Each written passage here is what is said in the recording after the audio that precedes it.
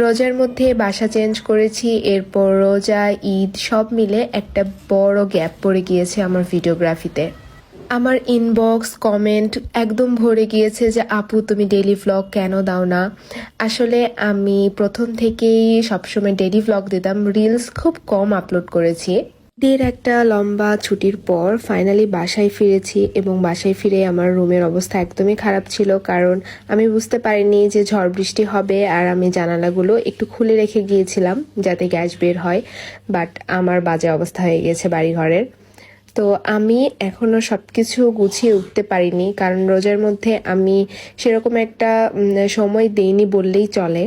And সত্যি বলতে আমি নিজের উপর প্রেশার দিয়ে তেমন কিছুই করতে চাচ্ছিলাম না, এই জন্য একটু সময় নিয়ে সব কিছু গুছিয়ে নিচ্ছি।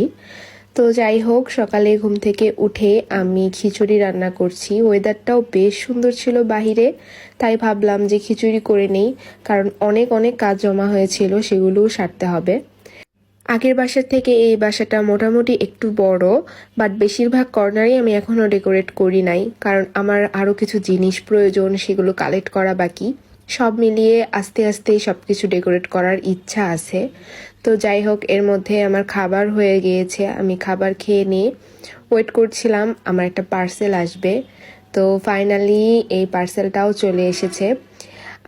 আমার আগের বাসায় যখন ছিলাম তখনই উইশ লিস্টে এই ল্যাম্পটা ছিল, বাট সেখানে জায়গার স্বল্পতার কারণে আমি কখনোই নিতে পারিনি।